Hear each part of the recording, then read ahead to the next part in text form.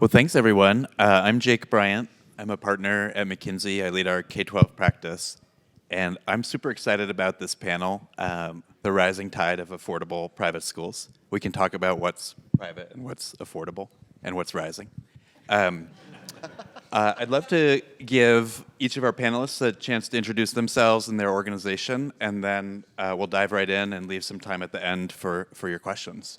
But Garrett, do you want to kick us off? Sure. Oh, it does work. Okay. Hi, I'm Garrett Smiley, co-founder, CEO of Sora Schools. Sora is a future-focused middle and high school. Right now we're online, but not forever. Really, the thesis at the heart of Sora is, can we take a future-focused transformative education, the likes of which exists in these $40,000, $50,000 a year boarding schools mostly, and can we bring it to everyone else? Can we put it at a price point that everyone else can afford? Ideally, less than the per pupil spend of public school. So. Hi, everyone. My name is Robert Paddock. I am the founder and CEO of the Valencia Institute. We are a South Africa-based company, edtech company that partners with leading universities to deliver affordable online schools in emerging economies. Great to be here today. Hi, everyone. My name is Sumit, based in India. I run Lead Schools. So we run affordable private schools, and I think the meaning of affordable in India is very different. So we work with schools which charge $100 a year, up to $300 a year, and we're able to provide them education which some of the best schools in India would provide. Hi, I'm Kim Smith. I'm an entrepreneur in residence at Cambiar Education, and you will quickly discover I am one of these things is not like the other ones, not merely due to gender. I am working on a private school model, but why I'm here, I think, is I am doing some ecosystem building and infrastructure work around sort of system re-architecting, and my vantage point on this, I think, will be more from the infrastructure and ecosystem changes that we need to do to enable the great work of the folks up here on the panel. So hopefully we'll hear more from them and probably less from me, but glad to be here and to learn from you all. Kim, you're a star. So Kelly Smith, I'm the founder and CEO of Prenda. We help people run micro schools, so groups of 5 to 10 students that are similar in age, meeting in an informal space and doing their school in a way that's all designed to empower learners. We had an interesting choice we can talk about of charging parents or not. We decided on a model where we partner inside of public education. So for us, affordable also has maybe a different goal, which is to, I think, similar to everybody here, let's bring this to as many people as possible. And in the states that we're operating in, that was a choice to partner and be part of the ecosystem as opposed to a private model. Yeah. So I'd love to start with kind of why private. What is the rate limiter or the sort of constraint to public systems that you felt like, at least starting off, I'd best crack this on a private basis? And maybe Garrett, would love to hear from you. Sure. For us, it was pretty simple.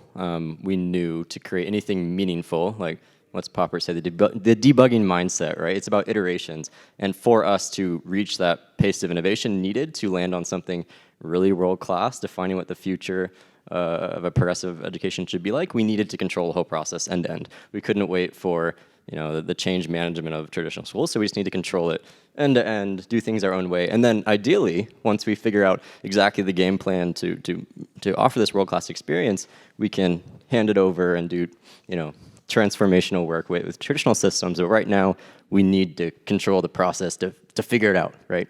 Yeah. Let's hold that, because I think that the rising tide and translating back into the public system is an interesting challenge for which we don't have great precedent. But maybe, Kelly, on your end, would just love to hear the kind of why this, sort of why now? How did you decide to start this? You want me to tell you why to do private? Because I've got a whole list. Yeah, it's hard. I mean, there's just places where things are lost in translation. And any teacher that's been advocating for kids inside of a classroom and running into structural problems with that will tell you, I mean, we're living the same thing, right? So there are, there's lingering rules and systems that are built around assumptions that are no longer even close to true. It's not like we're out there saying, tear it all down, but let's have a dialogue. Let's look together. What makes sense here in this context? So an example of this is grades. There's this, rule every 3 months. It's like you have to put, or every 7 weeks or whatever it is, put like a letter next to each kid's name for each subject in this like database somewhere. And we stop at 8th grade, so grades literally don't count for anything. And yet, every quarter, put the grade in, right? And that's a requirement. So what we say is, well, what are we actually trying to accomplish with this? Like, what if we gave more information and kids could see where they're at in mastery of core subjects, and they could build a portfolio and look at that. And this is work that I've done. So there's this kind of transcendent conversation, which I think is where all of us want to take it, right? And I think you can do it either way, but I have to sort of have internal conversations. I think you guys are doing the same conversations, but doing it with parents, trying to sort of shake people out of thinking about things the way they've always been done. Yeah, I'd actually love, well, maybe Sumit, from you, the audience may not be as familiar with sort of constraints to the public system in the Indian context, so that might be just helpful context. But to bridge too, I'd love to hear, with this opportunity to innovate on the private side, where do you feel like you have to shake loose legacy mindsets on parents' part or on students' part, and how you all have approached that? Yeah, I think one thing I discovered as I've been talking to all the people on the panel is that in India, I mean, half the students go to private schools, which is very different from, let's say, the US. In South Africa, I think 20% go to private schools. So that actually creates a very different kind of opportunity. And the private schools in India are nothing like the private schools here. I mean, it's not just for the rich. Almost everyone sends their child to a private school, and only those who cannot afford anything send their children to a public school. Now, the challenge there is that every family is spending a large amount of their household income to send their child to a private school with the hope that the school will prepare them for a good college education and a good future. But the schools are delivering really poor outcomes. And these parents themselves are not as educated to figure out in 1-2 years that their child is learning or not learning. So after 10 years, when the child graduates and they're not able to get into a good college, that's when the rubber hits the road.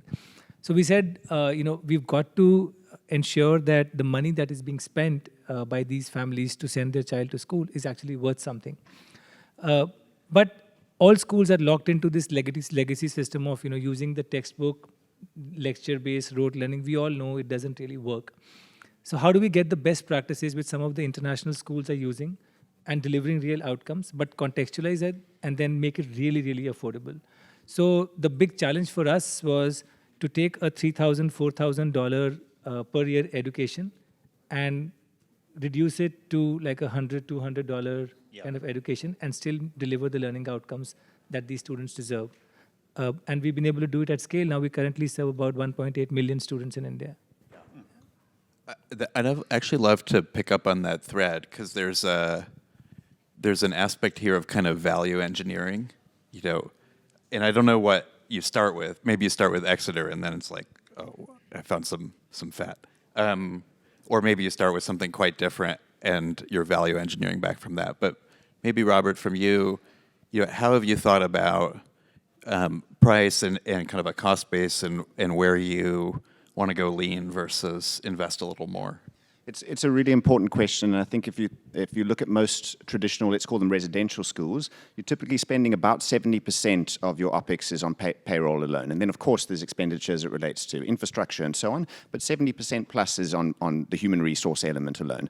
So if we're going to focus on delivering better quality education at a lower price, clearly we need to look at where the current OPEX is being spent and try to not compromise on quality, but radically drive down the price. Now, at least in my view, and maybe just a quick sidestep here, in the South African context, we've got about 12 million learners in our system. Out of 100 students who start school, only 6 will ultimately get an undergraduate degree. In the Western Cape, where I live, we need to build 21 new schools at 1,000 capacity each in order to deal with the population growth in the province. The department has got the budget to build 1. So we've got this really hard challenge where we don't have the budget to serve this swelling youth population, and we have to start thinking differently about how we're going to serve those learners. At least in my opinion, we've moved beyond, we've kind of crossed the Rubicon. Technology has to take its place in the education system, or we're just simply not going to make it. So we spend a lot of time thinking about what is it that teachers do in the classroom? How can we effectively unbundle that into its component parts? How can we identify the areas where technology can can play a proper substitute or even enhance the work that's being done there. And one simple example is like didactic instruction, just the pure presentation of content. Do we still need teachers standing up? And in the South African context, that's 60% of their time that they spend talking at learners in the classroom. We're not talking about rich interactive lessons and so on, which is really important and different, just purely on didactic instruction. And the question is, what can you do if you get 60% back of your teacher's time? And how might we think about it if we also are easing on the administration side? And when we think about pastoral care and social work, that we have specialists that are doing that, et cetera, et cetera. So really honing in on the human resource element and finding the efficiencies where you can through technology, and then creating more reasonable kind of org structured decisions around who does what and when is something that we spend a lot of time on. Yeah. And Garrett, it sounds like, at least for now, you've taken a hard edge on CapEx with facilities. I mean, I'm curious, just the same question to you, sort of across the cost base, you know, where have you kind of leaned out? Where have you chosen to spend more? And I'm really intrigued in particular with this, call it teacher productivity or kind of synchronous, asynchronous function. Yeah, the premise of the question is less relevant to us, but I'll say for us, it's a transformative education is possible, right? There are a sequence of experiences that can change someone's life, and we see it over and over. It's been happening for, you know, as long as recorded history, but like especially in the tradition of progressive education in the last 200 years, there are exemplars. And so can we take 80-20 principle, can we 80% of the outcome for 20% of the cost? And for us, yes, that's a part of it. Can you factor out the administrative costs? But there are also some things that have to be expensive in an analog context, right? In an analog world, for example, you can't ensure both the breadth of a high school experience, where we recognize we would be failing kids if we didn't have them learn about the atrocity of the Holocaust or something. That'd be a failure if the kids didn't learn that. But also we want to create an environment where there's agency, voice, and choice, where kids can craft their own educational journey and have it follow a personal narrative, right? In an analog context, not to get too nerdy and answer this question succinctly, but those are at inherent conflict because of the data management, the tracking. That's where software can provide unique experiences, unable to even be replicated, no matter how much you can spend on you know, boarding school, whatever. So the premise of the question, a little less relevant to us, but that's how we think about it. Yeah. And Smita, I'm intrigued. So you all are now, you run your own schools, but you're also selling the school in a box to many other private operators.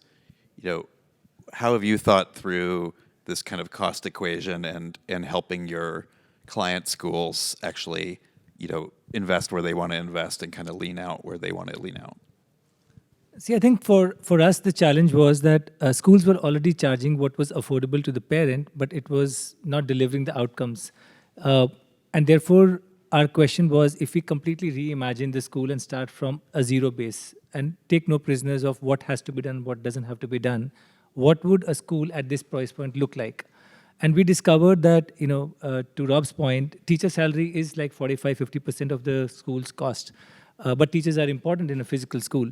What we discovered was that teacher training, the teaching learning materials, and the curriculum and the pedagogy, these were three areas. If you innovate on them, they don't cost you money, they just help you spend the existing money better. So innovating on these three things basically made all the difference, because our big insight was that teacher training in our context does not change behavior, but if you change the school system, it then inspires the behaviors that result in good learning. So we focused on building the right school system ground up, and at the same cost, by just changing those three components in the school system, the learning outcomes started to improve. Yeah. So we took basically that approach, that how do you spend the current expenditure better versus reducing the spend. It strikes me, and maybe Kelly, I'll put this to you, but apart from Sumit, these are earlier, there's not tens of thousands of students, and what you're describing to kind of build the choice as your own kind of internal software ecosystem, there's like, that's a lot of work, like building out a full curriculum with a lot of choices embedded in it. I'd be curious, you know, how you have thought about that and where you've kind of pieced together other people's solutions, get a little Khan Academy in there versus where you've thought we really need to build this ourselves? Yeah, I think it's a very prescient question. It's something we've been thinking about from the beginning. What's interesting as I listen is, we're talking about this in terms of like some sort of spreadsheet model, and it's cheaper to do it this way, or it's more efficient. I think I had an intuition about what would scale and what wouldn't. But what's interesting is these can also be the outcome that's best for kids too, right? And so this is where it gets kind of counterintuitive. So take this, we're talking about teachers, right? So the standard assumption is, and I think this goes back a long time, is like if kids are going to learn something, someone's got to stand there and tell it to them. Like if you challenge that, like Rob's doing, and say, and I know Garrett is too, right? You say, no, actually, like kids are capable of learning, information's everywhere. Well, that does two things, right? It definitely helps the spreadsheet, like the numbers are better, because now you can have a different person, you can decouple the various roles of teacher, you can use technology to scale the very best and leverage the very best people that can teach things, right? And so whether that's a great lecture somewhere or it's content that's adaptive or it's created in a different way, but then also you can now have this in-person, this like permission, this freedom for that one, you know what I mean? That one person to not have to think about all that and instead to know the names of 10 kids and like literally high five them when they walk in the door and know if something's going wrong with their hamster's health. I mean, there's just this like level of connection that's so psychologically powerful and it's available. It also works out economically and it creates an opening for scale. But it's I do want to underscore, like, I also believe that even if I was running Exeter or something, I would still say, look, like, if you can get somebody freed up so their whole job is to just, like, coach, mentor, facilitate, it's not to, like, that's just an important role. It's not to say the other parts aren't important, but to do those other things in different ways so that now you can really trigger learning in a way that is just exciting. Yeah. Just to connect that, Rob, to something you were saying, you use this phrase pastoral care, and it sounds like you've been able to build actually specialization and expertise and like find the very best person to do that. So to kind of take pieces off the teacher's plate or kind of specialize the role. Where do you feel like you are now, and then where might you be 2 or 3 years in terms of the specialization around subject or role or function or the interaction model? Great question, and I couldn't agree more with Kelly's observation. At least from our perspective, especially serving the underserved and the underprivileged in a place like South Africa, there is no student ever that is learning if they don't feel a sense of safety and a sense of belonging. And that kind of psychological safety, especially, we've seen that if it's absent, it doesn't matter what rock star teachers and support and so on, you're not getting anywhere. So one of the very early roles that we identified as what we call our student success coaches, they come from a counseling and psychology background. They are permanently paired with students from day one with our schools to the very end of their learning journey till they graduate. That longitudinal kind of continuity is just unbelievably powerful in terms of whether your hamster's sick or just about anything else that's going on over time. Very, very powerful. But that is their one single point of contact. Then we actually don't have teachers that are permanently allocated to learners. The premise of, many of you may have heard of a kind of modern classrooms approach towards learning. The premise is that actually what they engage with in the school kind of technology is largely turnkey, and then teacher interventions are largely based on kind of one-to-one remediation, small group tutoring, or in specific subjects where there needs to be appropriate project work or live or oral engagement and so on. That's the role that the teachers play. But the teachers are actually subbing in and subbing out based on availability and allocations. And one of the things that we're trying to do, and again, this is in order to drive the cost down, is ensure that we've got that resource allocation optimized. So there are some trade-offs, but what we found is that when you have this one person that is deeply inspiring to you and that knows you and that cares about you and that you're literally speaking to every single day and is the primary point of contact with your parents, very, very special things can flow from that. But it's something that it's different to the regular system, so orientating parents and students around that is something we have to spend time on.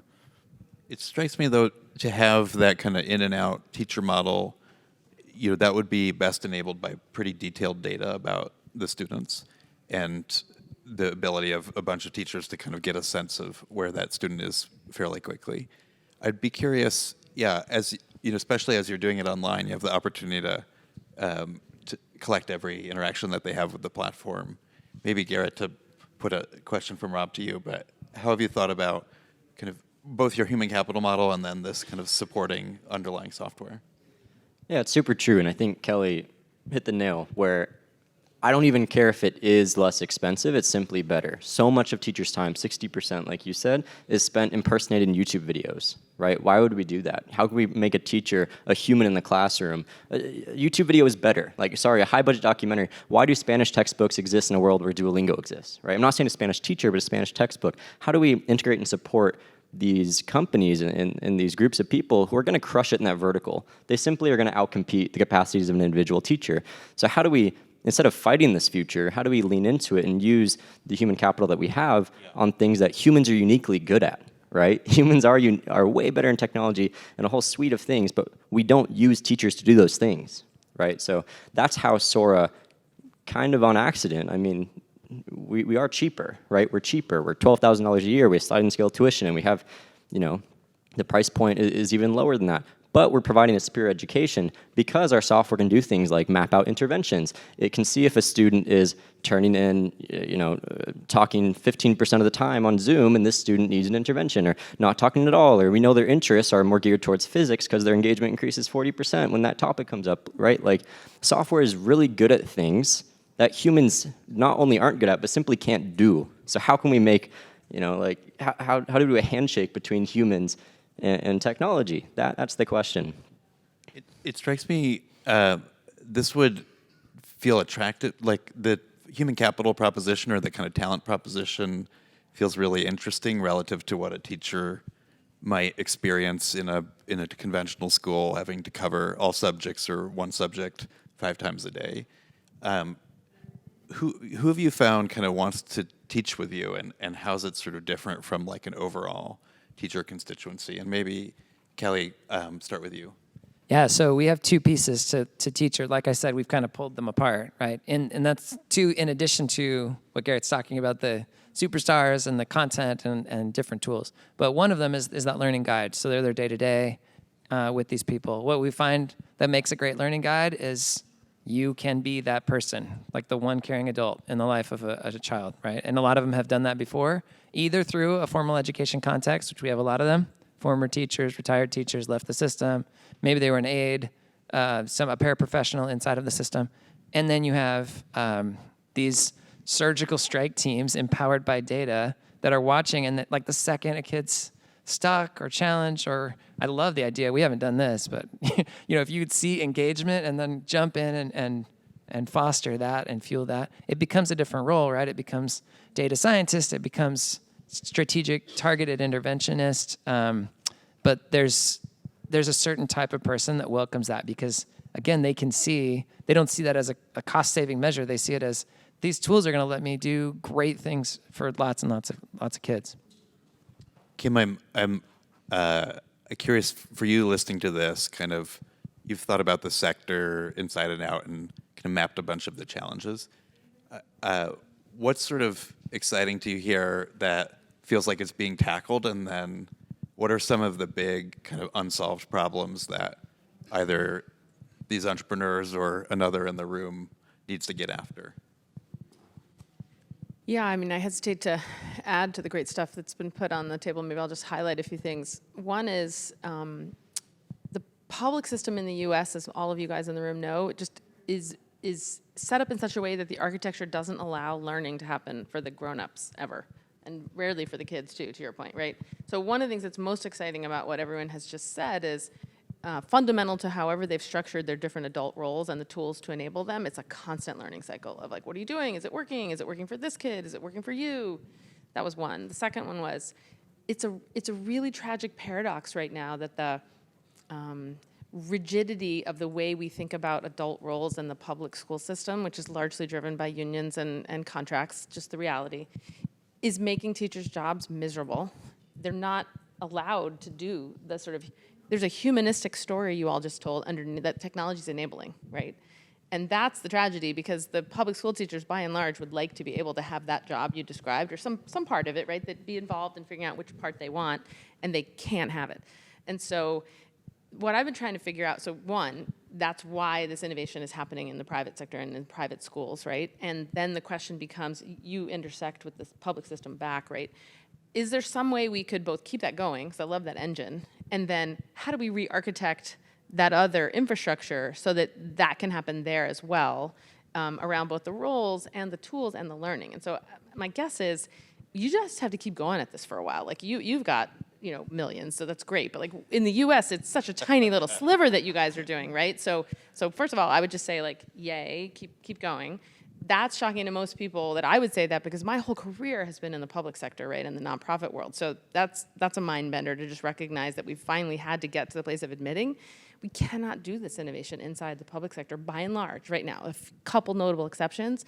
So keep at it, and then how do we think about a cross-sector effort to kind of keep that going, keep it robust, but also then re-architect to translate what you've learned back into the public system once it realizes like, oh, we totally missed the boat and the adults in our system hate their job and the kids aren't getting what they need, so that we can have robust opportunities on both sides. So that doesn't exactly answer your question other than to say, like, I'm slightly sad to say as a public sector advocate, like, we can't do it. Like, you guys got to keep at it, and then you got to help us figure out how to re-architect. I will just highlight, though, we get thousands of applications per every open job position without much marketing. The reason why is because much like our students and the importance we see of creating a personal narrative, that's what we're giving our teachers, exactly. right? We're not saying, so we don't miss the forest for the trees here, we're not saying that the traditional education system needs to be moved online and be done slightly more efficient. We're saying the purpose of education is fundamentally changing. And we believe, myriad of things about that, which will take longer than 13 point, but that's the story people are getting excited about and buying into. That's why people are coming to our institutions. Does the translation back, I agree, this feels like totally overwhelming for me if I'm a superintendent running 20 schools in a district. Are there ways to kind of port back on a more bite-sized basis, like the role specialization, the instructional platform, or is this sort of a all or nothing proposition and you have to do it all or the pieces don't really work on their own? How about you, Kelly? What You're gonna make me answer that one? Look, I mean, this is where I'm gonna sound like a crazy person, right? Like a lot of people say, start with an after-school program. Like you can do these cool little things. I used to run an after-school program. It was awesome. We had good things happening. That people will say, Clayton Christensen said this, the founder of disruptive innovation said, go into the classroom, try to get the teachers to use computers a little bit more, like change things gradually. It's not working. I mean, no offense, right? It's not working. So there's a step. And for me, the step is, and I think everybody here would agree with some version of this, is education a thing that happens to you? You sit down in this chair for 13 years, we will do this thing to you and give you this piece of paper. Or is education a quest, a thing you do as a human being? Like, I see you, you're 5. You are a human of great value and great potential. You can be and accomplish. Like, that message is lost. It's nobody's fault. I think there's amazing teachers. There's amazing school leaders. They're busy. They're stressed out. There's lots going on. So I hope this isn't coming across as criticism. I don't mean it that way. Structurally, right? Like the structure doesn't let you do that, and you want to. We get the same thing, Garrett. These people will come. They're like, I've been stuck, and this is what I wanted to do all along. And now I finally got to the point where I tore up my contract. I didn't renew. I'm here. I'm, whatever. Actually, if anything lets us bring it back in, that's what it's going to be. We're going to have such an intense talent shortage in the traditional schools in the U.S.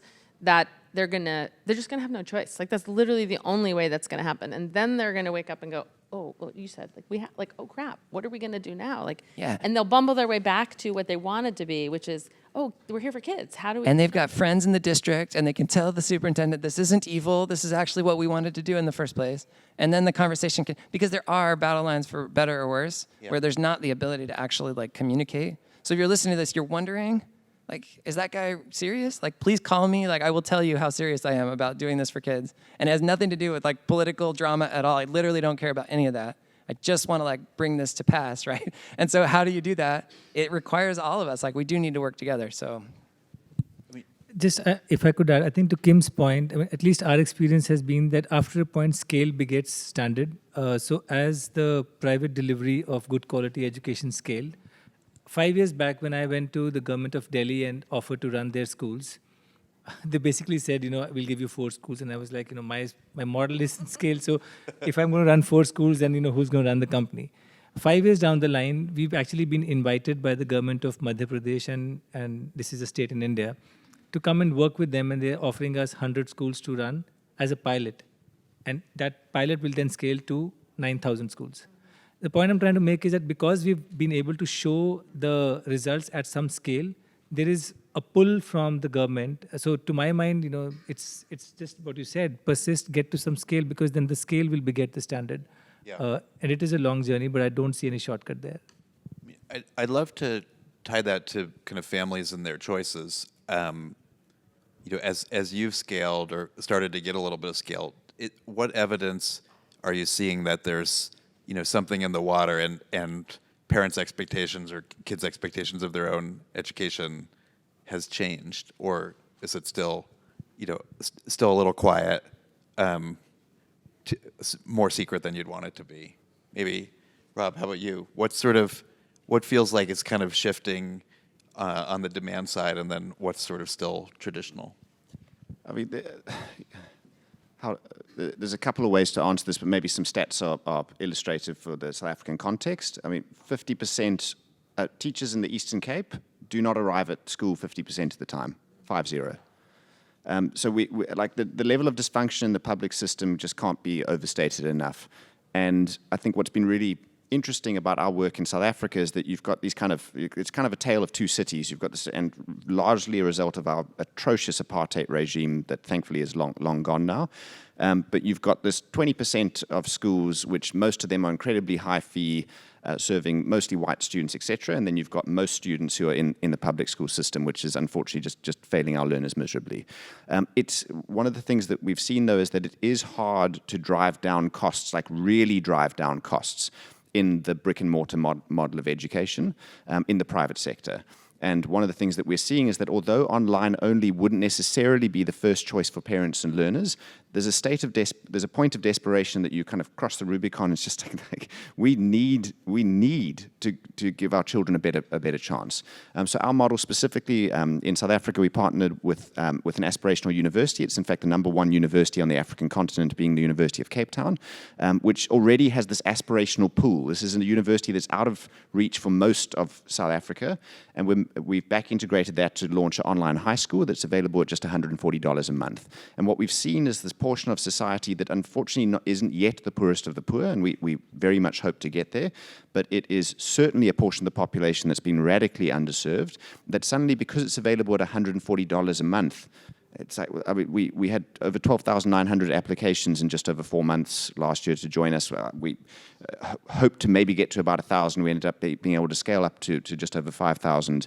And we'll let in another 2,500 now in the next couple of weeks, and then another 2,500, and we'll just keep on going. So the demand side is very, very real, and I would argue it's largely in response to a failing state education system. That's not that I don't believe that online represents some incredible opportunities, but I would still say it's not the first choice option for parents if they could rather go to a physical school, et cetera, et cetera. Garrett, how about close with you? Same question, kind of, have you been able to get something in the water in parents' and students' expectations that feels like it's getting out there beyond your immediate students, or how do you know? I'll answer a slightly different question because we don't know. And right now, we're not even in a position to really care. We want the experience to be as good as possible. But something I want to touch on that I think we were dancing around is there is a worldview implicit in all education. Like, we need to make sure that parents and students are able to consent to the way we're trying to mold their mind, right? And I think until we're willing to reckon with the changing purpose of education, and I think it's okay if people have different worldviews on how they think their child's mind should be molded to be successful and live a good life. But I don't think we're at the point of even having those conversations. So in many ways, we're missing the point, So anyway, not quite your question, but I thought it was important to highlight. Well, let's take some time for audience questions. It's a small group, so feel free to raise a hand. Right here. Okay, so it sounds like you're saying the solution to having affordable private schools is to go online, basically. And my question is, like, is there another way? Is there more nuance to this? Or is, like, if you want